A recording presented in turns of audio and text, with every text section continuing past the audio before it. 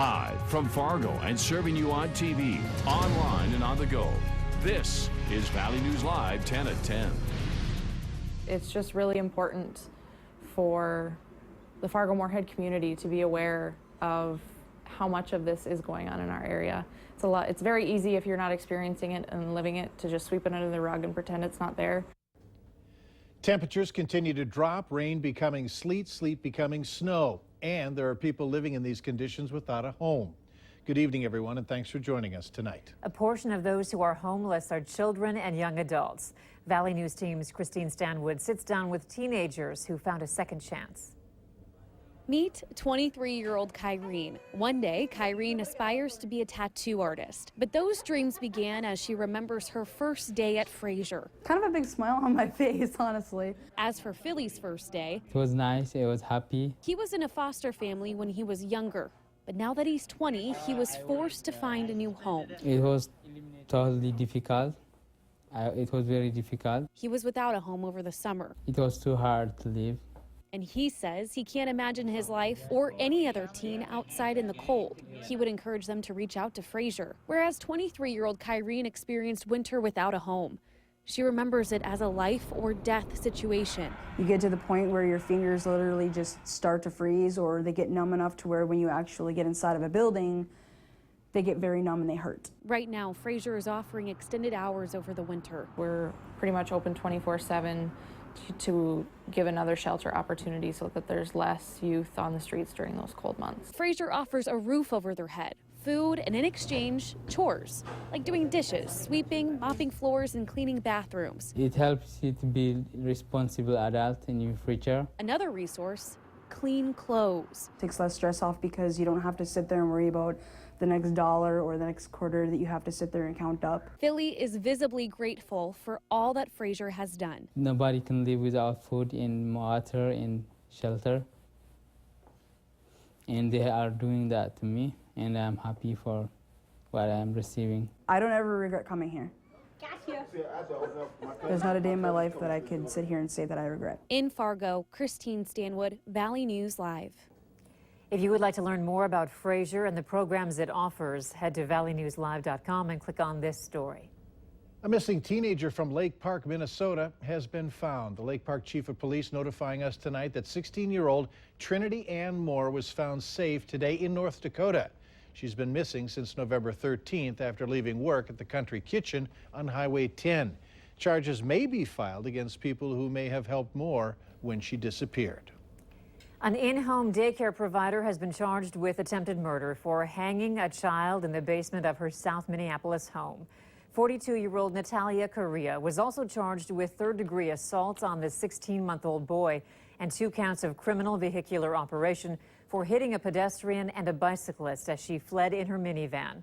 According to the criminal complaint, around 9:30 in the morning Friday, a father was dropping off his son at the daycare Correa owned when she told him she couldn't take it anymore and asked him to come see what she had done.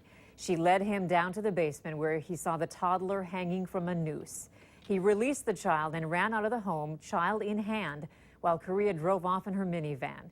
She is in police custody at Hennepin County Medical Center. Crazy scene tonight as a car put an extreme hole in the opening of Extreme Pita in the Osgood Strip Mall in Fargo. Witnesses say a younger-looking male was behind the wheel at the time. We have a call into authorities for more details and are awaiting a return call.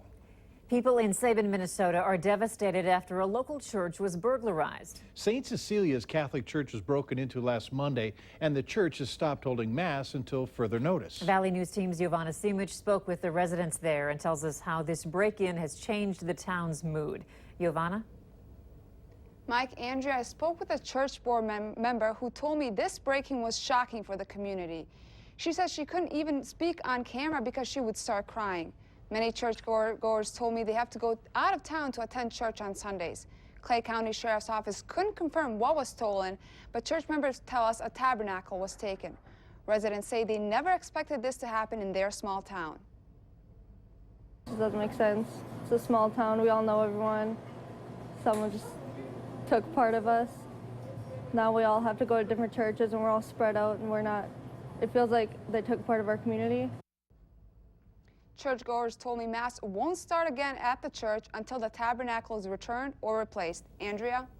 All right, thank you, Giovanna. The Clay County Sheriff's Office says the investigation is still ongoing. Anyone with information should give them a call. A vigil was held this morning for a seriously injured pipeline protester who is being treated at a Twin Cities hospital. 21-year-old Sophia Wolanski of New York is being treated for injuries she received during a protest at the pipeline. Her father claims a concussion grenade was launched by law enforcement and struck his daughter in the arm. The Morton County Sheriff says the injury was likely caused by someone in the crowd and not by law enforcement officers. Wolanski has also been active in campaigns to stop oil and gas pipelines in Vermont and New York State. She was arrested this summer after locking herself to a piece of equipment construction on the Vermont gas system's fracked gas pipeline. Meanwhile, police say they are investigating the use of homemade explosives used at the protest site. Police are still trying to figure out if these weapons are related to the injuries that Wolanski suffered or not. They include small propane tanks rigged as improvised explosive devices and various slingshots and rocks. A 24-year-old special assessment deferment has a Moorhead family scratching their heads in disbelief after finding out they owe $1,900. Mercia Smith says she takes care of her 93-year-old mother and discovered the outstanding bill. She said her father deferred the $625 assessment back in 1992. Smith says her father passed away in the early 2000s. Her mother never knew about the bill, nor did she get a statement about it from the city of Moorhead. Minnesota law allows senior citizens and people with disabilities to defer special assessments on their homes, but the interest still accrues. I just said, you know, I think you really should change things so that people are aware of this, because it came as a shock to us. And, you know, like I say, my mother's more than willing to pay her bills, but you have to know that they exist. The city of Moorhead says it doesn't send out reminder statements of deferments because the homeowner initiates them. They admit this is an unusual circumstance and will look into sending reminder statements in the future. This story came to us on our whistleblower hotline. If you need help uncovering fraud or corruption in your community, call that number on your screen, 701-237-6576. Leave your tip. We'll do our best to get to the bottom of it. The annual Holiday Lights Parade attracted hundreds of people to downtown Fargo and Moorhead this evening. Everyone bundled up to take in all the floats and vehicles in the parade and catch some candy. Our team from Valley News Live, of course, was there, staying warm by jogging the streets and handing out candy. A select few did get to ride in the Storm Team vehicles, but it was a good time. Hey, there you are. Whoa, whoa, whoa. You think you can just put all this candy wrapper stuff on our set? Well, we had a couple leftovers. Yeah, there's a Really? ton left over. Yeah. Tootsies. Sugar, 10 o'clock, it's all good. You're not supposed to talk with food in your mouth. I'm not. No, I'm not. When did I start following rules? Yeah, good point. Well, you didn't have to agree so quickly. Oh, Hey, it was cloudy.